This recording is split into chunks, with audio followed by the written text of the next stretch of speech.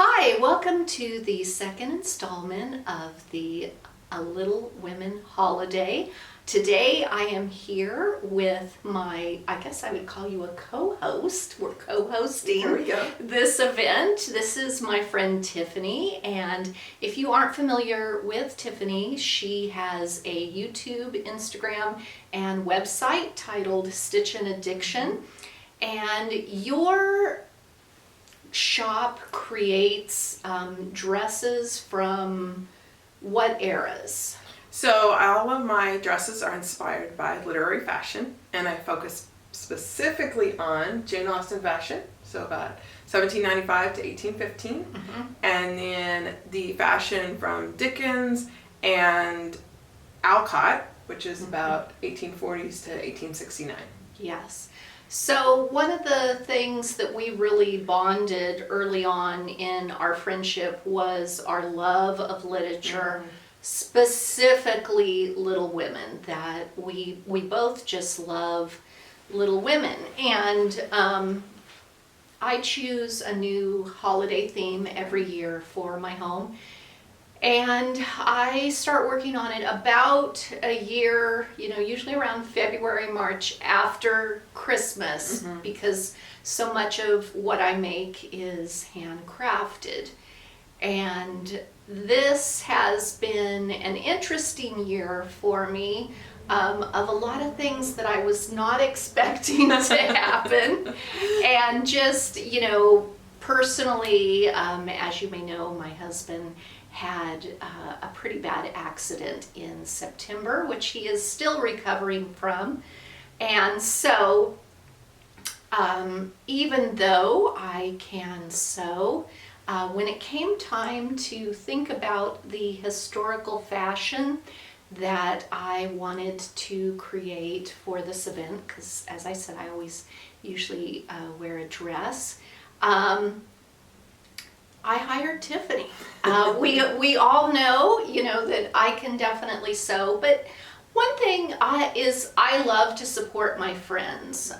Tiffany is an amazing dressmaker, and so that always makes me feel good to support friends, but also the dress that we co-designed together. It was a labor of love, definitely. So I was definitely happy to take that off of my to-do list and put it on mine. and give it to Tiffany. So originally we had started talking about collaborating for a Little Women holiday, I think back in July when we were spending some time together. And that was when I had really also started pinning and researching images. Now, for me, and the age range that I was instantly drawn to Marmee. March is the matriarch of the March sisters. She is a wonderful character in the book Little Women, and there have been others who have sort of pinpointed the timeline of when Little Women occurred, and it differentiates. Some people say 1861, some people say 1862, and then by the end of the book, which is about, again, 76, 77, they are celebrating Marmee's 60th birthday at apple picking. So when the book opens, Marmee's around 45 years old, which that's a stone's throw from my age. So I was comfortable in thinking about creating a dress. Obviously, I'm not going to pull off Amy, or Beth, who I've talked about is one of my favorite characters. And Tiffany, you had specifically created a line for your company. Tell us a little bit about that. Yes. So Little Women was probably one of the first classic literature books that I fell in love with. I think I was around 11 or 12 when I first read it, and it was my girlhood companion. And so when I started my company, Stitchin Addiction, that was actually the first line that I created, was the Little Women collection. It's still getting new designs added to it on a regular basis. And my favorite character is Jo March. I could always relate to her because she didn't fit in with all the norms and the expectations, and you know, she had to work to please mommy, and she had to work to please Marmee. Well, if I can actually talk about that for a second. So when I was researching Mommy or Marmee, you know, they live in Concord, Massachusetts. Right. And if you have ever been to Boston and around that area, their R is actually a soft R. So like if you order a bowl of clam chowder, it's clam chowda. And so it is very possible that when you look at the spelling of Marmee, that it actually would have sounded like mommy. Interesting. Because the R would have been silent. So you're not wrong. Yeah, my mistake was not completely off base. So of course I wanted to design dresses for Jo. I do have some other dresses for some of the other girls, and am, like I said, working on adding some more. But about 2 years ago, I launched my project, Becoming Jo March. And if you're not familiar with that, you can search the hashtag on Instagram, and you can also look at my series on YouTube.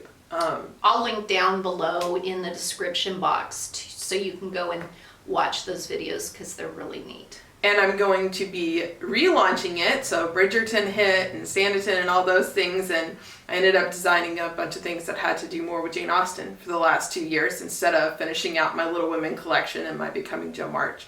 But because we're doing this collaboration together, I was like, this is the perfect time to relaunch my Becoming Jo March project and really work on finishing a lot of those videos and designs. So I'm super excited to get back into Little Women fashion because it's very different from Regency and Jane Austen fashion. Yeah, and you know, for so many people that participate in the costuming community, the holiday season is associated with Little Women, Louisa May Alcott, Charles Dickens, so it's perfect timing, definitely.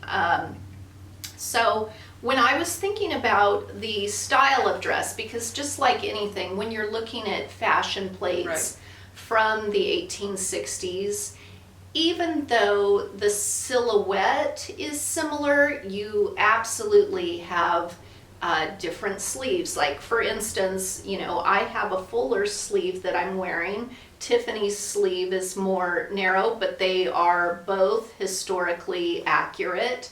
And then some of the bodice details. So I started thinking about if I was going to design a dress for Marmee, what would it look like? And you know, even the color, and you have so many movies and miniseries that have been done over the years, and some I'm really drawn to. I love how Marmee is portrayed in the PBS series from 2018.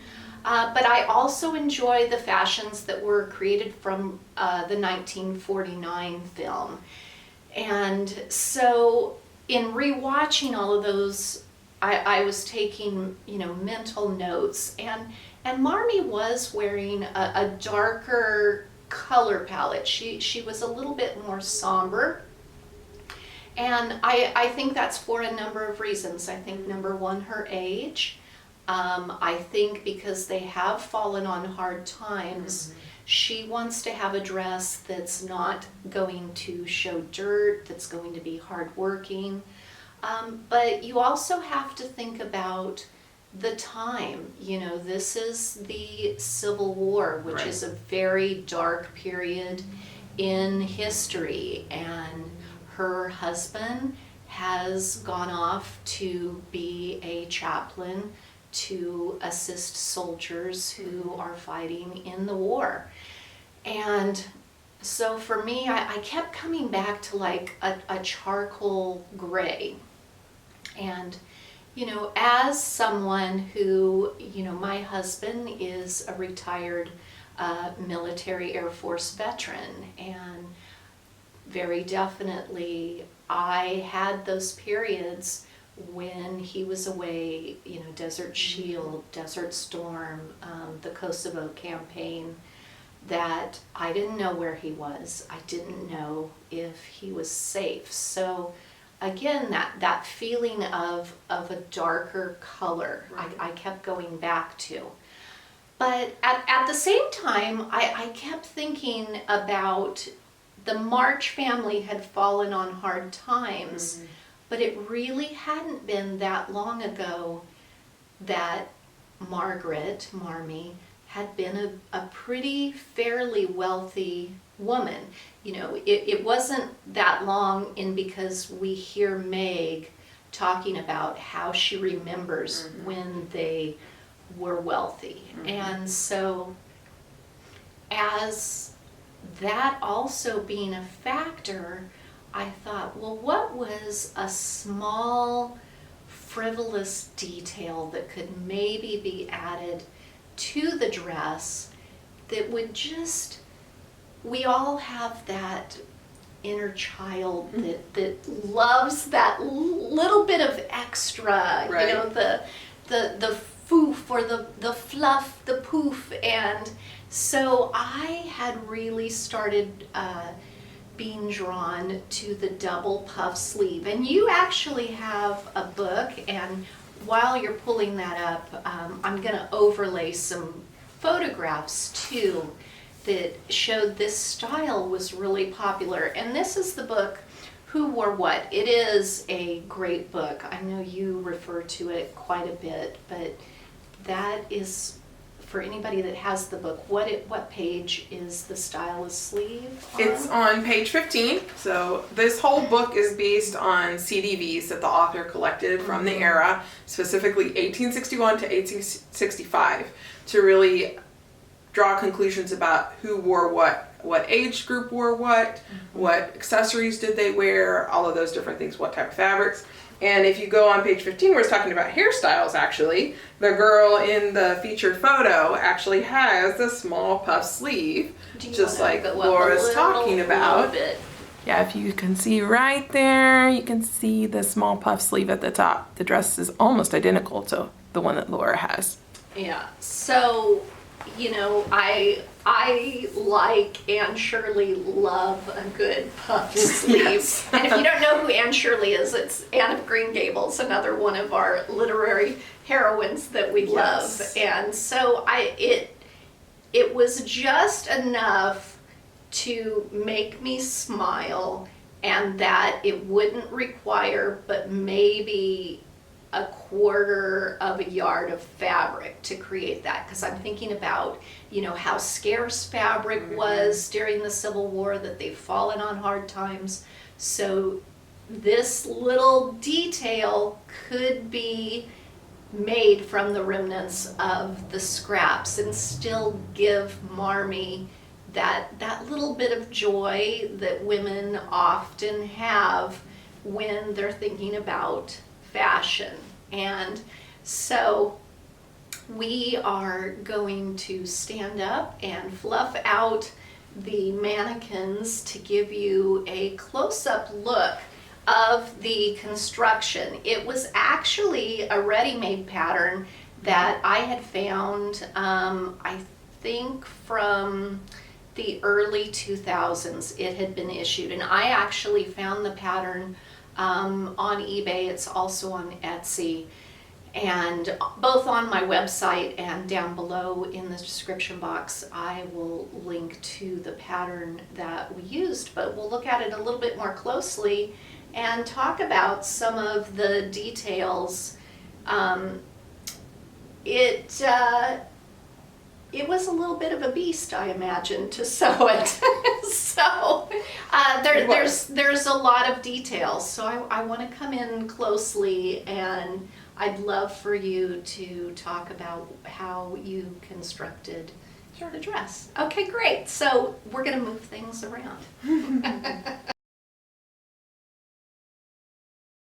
So Tiffany, you are wearing one of Joe's dresses that is described in the book. Which dress are you wearing? So this one is not exactly described per se in the book. This is one that I kind of did a lot of putting together pieces to figure out. But when the book opens, she's 15, and I wanted to make a dress that would show about what she would have been wearing when the book opens. And so based on the research that I did for girls of about that age, I created this dress that has the yoke with the pleats here, which was very common for teen girls' dresses in that era. And then the coat sleeves. It's actually, if you look, I believe I got this one from the Met. There's a couple of examples, but the one I relied most heavily on, I believe, was from the Met Museum. I picked the color based on the colors that are always used when describing her dresses in the book. So there's a lot of red used to describe her wardrobe, and then also some blue. And also I made that inference a little bit because she wanted to be a boy. She was more tomboyish. And so I figured she would also have blue in her wardrobe because of that. A darker blue. We know Amy wore blue, but Amy's was a lighter blue. Yes. So. And then the dress next to you on the mannequin. This one is actually based on Louisa May Alcott herself. When she was a nurse during the Civil War. Yes. And so last year, Laura hosted a great event at the Farmers Branch Historical Park. There we go. And I went as Louisa May Alcott as a nurse. So this is just the very common 1860s dress design with a common cap and a common apron. And they would usually wear them in a dark color because of all the blood and everything. And so that's what they would do to keep them from looking dirty. And then the aprons were often white because of sanitation reasons. So then they could bleach them and keep them clean. I love that. And so before we get to Marmee's dress, let's talk about this stunner on the end. If you want to come over, yeah. This one is based on the dress that Jo wears when she goes visiting with Amy. Oh, the second part of the book. We know early in the book that her red poplin is what she wears to the Christmas party. And so once again, we see that color red. However, when she goes out visiting with Amy, she wears silk because now she's old enough for them to have silk dresses. And this would have been after the war, but we know that Jo was still very much a tomboy, even evidenced by her conversations with Amy during that chapter. And so military fashion was a thing for women during the Civil War years and immediately following after. So I used a lot of military details on this for Jo's dress. Yeah, the sleeves are some of my favorite details, you know, and the epaulets. Is that how you pronounce that word? I believe so, yes. Yes, it's just stunning. Well, and all of these are taken from original dresses as well. So there's a dress in the Met that has this sleeve detail. You can see multiple dresses with the epaulets. This belt detail is taken from an original dress. The back of the dress is based on an original dress. So all of the details are based on original dresses from that era. So this dress in the center is the dress that we together, you know, I came up with the vision and you executed it. Yes. And, you know, for some people who are thinking that the collar is a little bit plain, it just has the piping. Right. And that there's no button here. Tell us about that detail. So they usually would have pretty plain necklines and then they would put the white collars or they would use black ones and then when they were in mourning. But generally it was a white collar because you can see I even have one on mine right now. And it comes over to the inside of the neckline and it protects it. So their dresses were not actually washed very often. They would wash the undergarments that they were wearing underneath them and they would take off the collars and then they would also sometimes put cuffs on the sleeves and wash those and that would protect the areas of the dress that were the most likely to get dirty quickly. And then they also would often not have a button right here because they would just put a hook. This one just has a hook and eye, and then you would put a brooch right there as a little decorative detail. Yes. It's the same thing on this dress as well. Yes. And of course the dress that I was wearing in our first segment, I'm wearing the Yes. white collar, I'm wearing the white undersleeves, and then a brooch at my neckline. It was just a way of being a little bit fashionable. And then this is the close-up of the double puffed sleeve, and you can see that Tiffany has also added piping. You know, from my understanding, the piping strengthens the seam. Is that correct? Yes, the piping was usually added at high stress seams. Now, this is more decorative and the neckline, but the arm side, and then if you look on the back, there's some piping as well, and those were high stress seams. And because it has that extra layer there, it helps protect that seam and help it last longer. The bodice is lined and boned. The only reason that there's wrinkling at the waist is because it's on a mannequin and not me. I'm a little bit more fluffy and I fill that out quite nicely. But we were talking about the piping on the back seams, and so there is that detail. Okay, so this is some of the interior construction. It's all lined. I picked out this fun polka dot because it is historically accurate. Yes. But it's fun, and you can kind of see the covered boning right here. So that just helps to keep the dress shape. Is that correct? And to make the bodice lay flat. So it has that extra structure where the bodice, if you've ever worn a wedding dress, a lot of times they're really boned and so many layers, and they just kind of hold the bodice up themselves. And that was the same idea of these historical dresses. That's also why it's flat lined. It's not bag lined like we're used to, where you can't see any seams on the inside.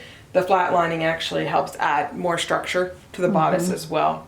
And then, you know, it closes over in the front, but it is actually attached in the back to the skirt.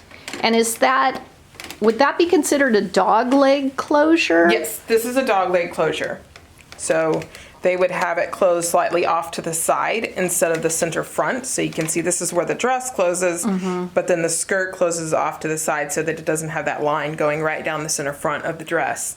And I imagine that also helps cut down on the bulk a little bit too. yes. Yeah. But it's very comfortable to wear, and you know, it just draped and hung beautifully. And this is a wool fabric. Did you mention that? I did not mention that. So yes, we didn't actually talk about the fabric. So this is a wool, not quite a tropical weight. It's a little bit heavier than a tropical weight, but it is a lighter weight wool. This one is a tropical weight wool as well. yeah, this fabric I got about 5 years ago at a thrift shop, and it was in 2 pieces. So again, you know, giving Tiffany, oh, I have these 2 pieces, make it work. I'm sure that I'm her favorite client. Well, you saw the tiny scraps that came back. I made it work.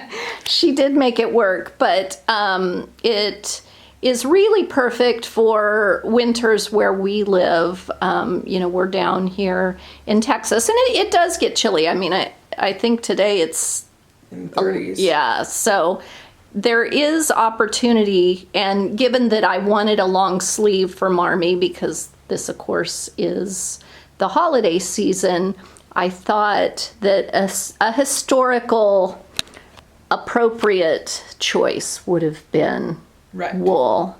Definitely hard wearing. It is flame resistant and has a nice drape to it. So this was a wonderful dress. How many hours do you estimate that it took you? I can have guess. it written down somewhere, but probably I would say in the 40 to 50 hour range on that one. Yeah, I believe it, which is why I hired her. That you really saved me because everything else that I needed to make and all the decorations. Well, I hope you enjoyed getting a closer look at some of Tiffany's creations. And I think, you know, as lovely as dresses are on mannequins, it's when you put them on that the magic really starts. So I am going to go ahead and put my Marmee dress on, and I've made a bonnet to go with it, and I'll share some of the footage in the next segment with you.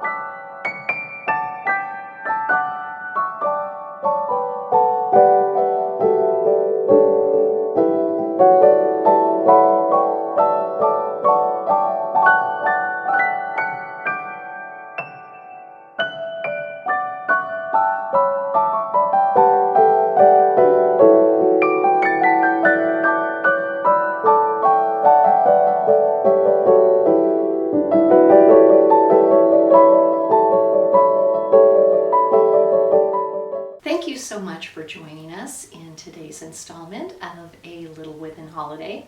Next Friday, I will be back with a holiday craft inspired by Jo, Tiffany's favorite character.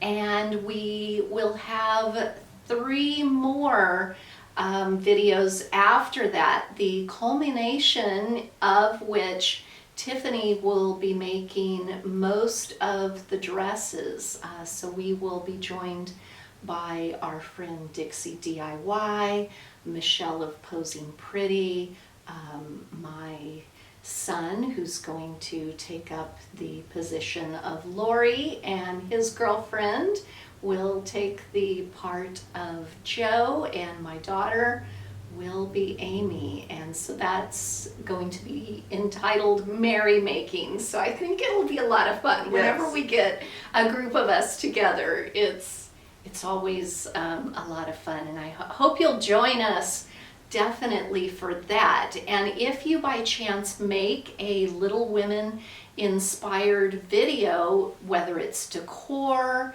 recipes, historical fashion, history bounding, we would love to put it on our Little Women Holiday playlist. So just use that hashtag, and over on Instagram, tell us about what's going on over there. Yes, we have an Instagram challenge that will be starting on the 24th of November. So if you have Instagram, we really hope that you join us there. There's a prompt for each day inspired by Little Women, but what you post does not have to be just from Little Women.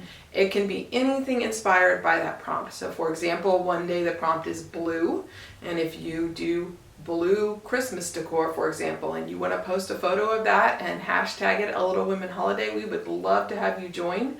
If you're into American Girl dolls and their fashion and you want to post those, if you want to do historical fashion, like she mentioned, recipes, anything that you do that's inspired or fits the prompt, we would love it if you would tag it A Little Women Holiday, and we will be sharing those posts in our stories. And we're just super excited about hosting this together. Yes. And seeing what you guys come up with your creative ventures as well. Yeah, I think it's a really nice way to encourage kindness within our community, and trying to find other people who enjoy the common theme, I think, that runs through the story is kindness, sharing with your neighbors. And that's just really what we want to foster is just a happy community. And everyone is welcome to Yes. join in. Kids, pets, anything goes. Just whatever inspires you from each day's prompt. And I hope you have enjoyed today's episode. And if so, I would love for you to hit the thumbs up button down below.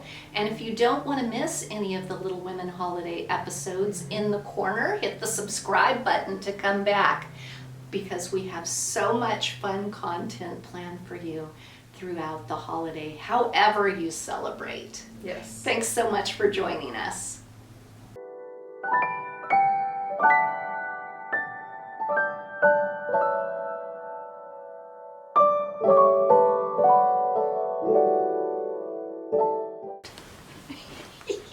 It's like the Carol Burnett, you know?